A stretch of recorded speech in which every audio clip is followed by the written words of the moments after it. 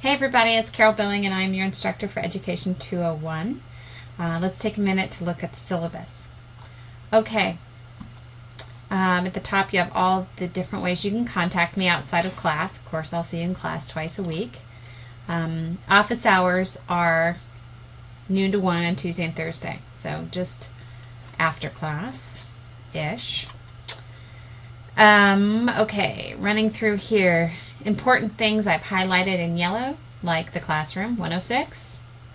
Tuesdays and Thursdays, 10 to 11:15. You can read all the rest of the text. I'm sure it's riveting information. You print a copy, put it next to your bed. If you can't fall asleep, you can always pick it up, and I'm sure then you will be able to fall asleep. It is important, though, because the syllabus is a contract between you and the faculty member that you'll read all of your syllabi and make sure you don't have any questions about anything. If there's ever an issue between a faculty and a student, the first place the chair of the department is going to go is to the syllabus to see if there is a policy. So make sure you know your instructor's policies. Okay. If you don't come the first week of class and you don't communicate with me, I'll drop you because I'll assume you're not really interested. There's a bit here in red about verification for financial aid. So if you receive financial aid, make sure you read that and you know what you need to do to be marked as participating. That's important for you to get your money. Okay. All assignments go through Blackboard. Even though we meet twice a week in class, almost never do I collect anything in class. We will do things. You get points for attending class and participating, but it's rare that I'll collect things. I might collect like an exit slip, something like that, where I'm gauging how you're feeling about the topic for the day or how the class is going, something like that in class. But like I don't collect papers and that sort of thing. That all goes through Blackboard. All right, please don't ask me to open a link after it's closed. And I know that's hard because something will come up and you'll miss a quiz or something and you'll want to take it. But the problem with that is that the other students who did take it on time, it's not fair to them, and they may have moved mountains to get it done on time too, and they just don't tell me that they were up all night to make sure they got it done on time.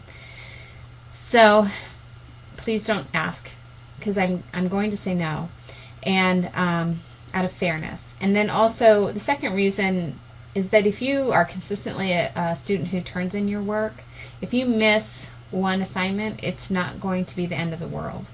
If you miss one of the weekly quizzes, it's not going to be the end of the world. If you're consistently missing things, then it is going to become a problem and your grade's going to suffer. So I tend to have a lot of education students who like being students. I mean, they like learning. That's why they want to be teachers. And with that comes a desire to do everything perfectly. And I just want to suggest to you that you look at everything that requires your time and spend it well, rather than perseverating on trying to get every single little point. Now, that's not to say you shouldn't try your hardest, because I absolutely think you should. However, a 90% or higher is an A. So if you get a 99, you get an A. If you get a 92, you get an A. So keep that in mind. Okay, so please don't ask. No late work. When you say no late work, somebody will bring you a situation that is beyond the norm. And so for that, I do have a late work, makeup work policy. And so it's documented here in the syllabus. Take a look and read it. There are 3 steps. You have to have an exceptional reason with detailed and comprehensive supporting documentation. And you have to provide it all to me, and then we have a sit down about that. So that's the process for unusual circumstance. Okay.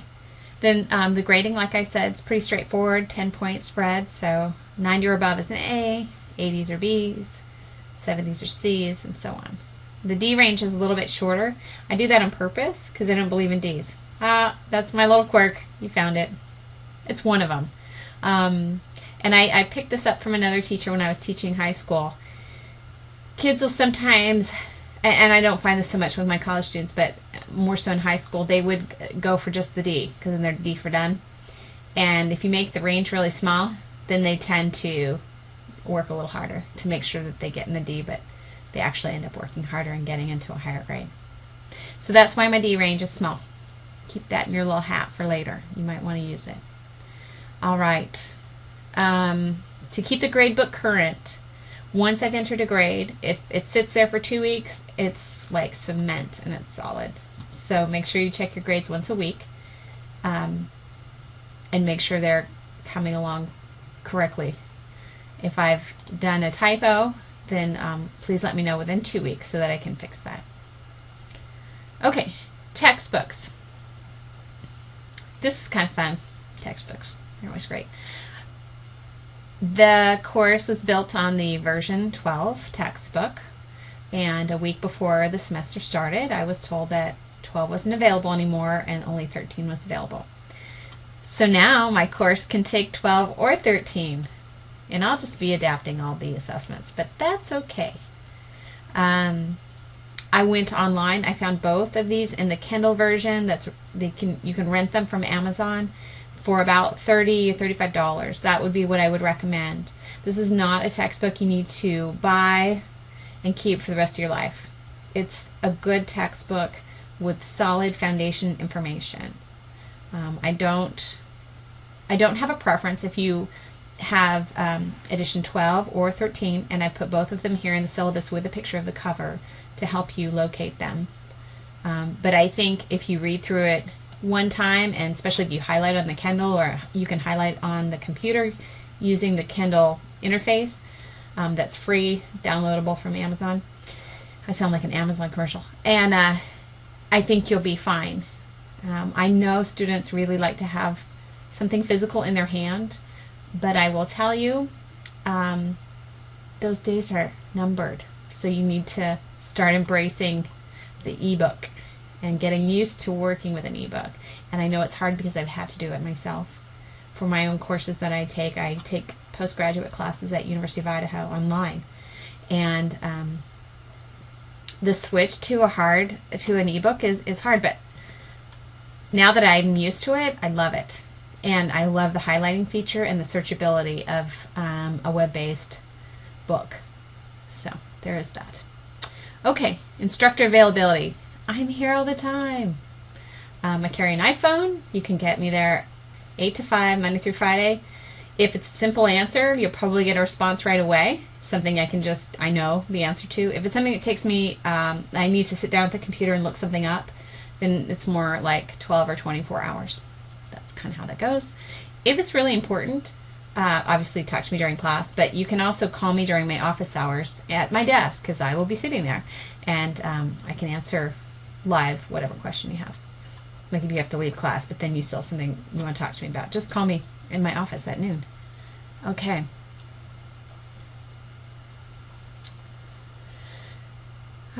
You don't need to email me if you're going to be absent for class. I take attendance for every class, and your points are added up and equal to a sizable amount of the grade. I don't know the actual point breakdown, but it ends up being like 10%, I think, of the grade, 15%, 20%, somewhere in there. It's significant. It'll drop your grade if you're consistently gone.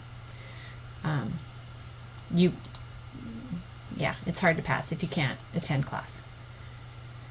Always check your CWI email account before class, just in case I have a problem and I have to cancel class. On the evals, and I'll remind you of this later in the semester, if 80% of the class responds, because it tells me that the number of responses or people who've completed it in the whole course, it'll say like 10 out of 30 students have completed the eval in the course, but it doesn't tell me who or what they say or anything. Anyway, when that number hits 80%, everybody gets extra credit.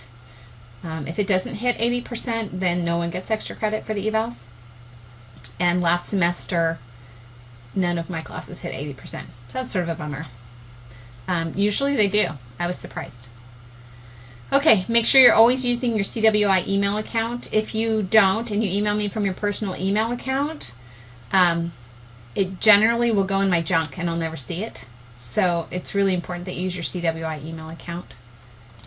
And that you can use tech support. Call them and ask them how you put it into your phone so you can make it easy. Make it easy so that email is always accessible for you. Okay, I believe that's it. 10 minutes. I am so sorry that took so long. I'm looking forward to teaching class. Always fun. I love teaching physically in a classroom versus online. Most of my classes I teach online.